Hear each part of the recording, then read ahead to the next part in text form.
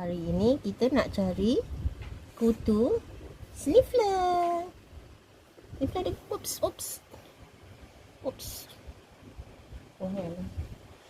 Ada kutu lah Sniffler. Wow. There's another one, you know. There's another one, but wait. We have to kill this one first. Okay, I have to kill it fast. Okay, look at this. Wow. Dah mati dah. Okay, tengok. Oh, one more. Wow.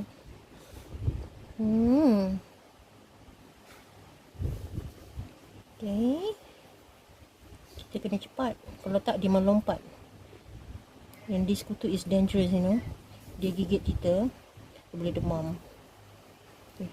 2 ekor lah kutu Sniffler.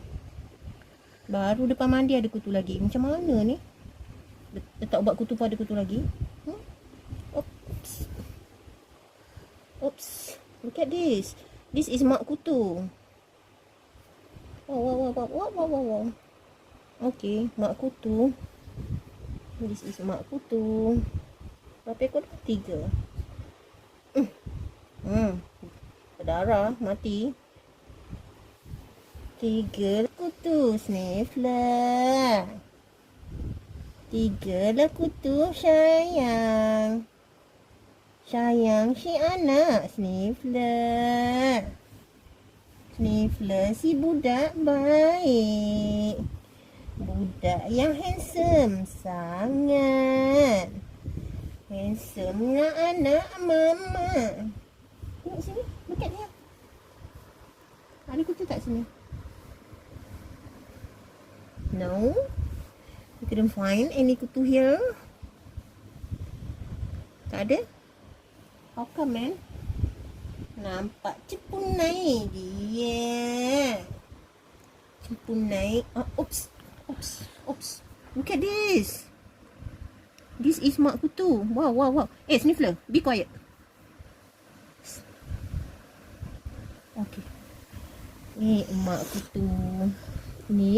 kutu. Dapat si emak kutu. Look at this. Wow. 4 ekor dah. Dapat si emak kutu. Emak si kutu Sniffler.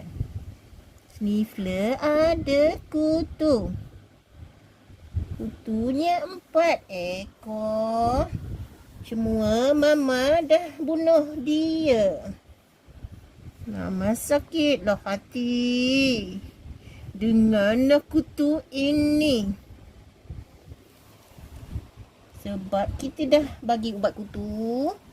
Kita pun dah mandikan dia semalam. Semalam ke? Day before yesterday, right? Dah 2 hari mandi.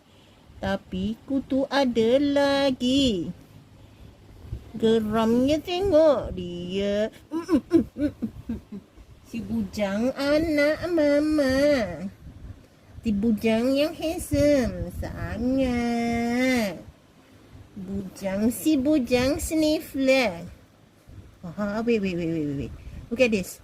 Ni mesti kutu dia bersarang kat sini. Nampak tak? Ada tek-tek kutu. Banyak tek-tek kutu dekat ekor dia. Look at this.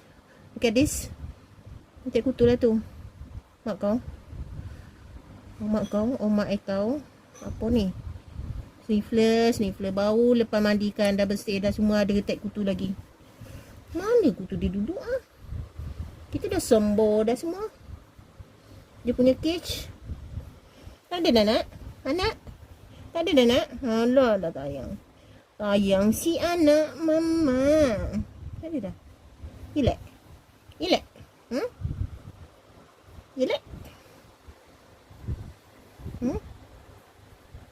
Not here? Finito? Finish. Can go.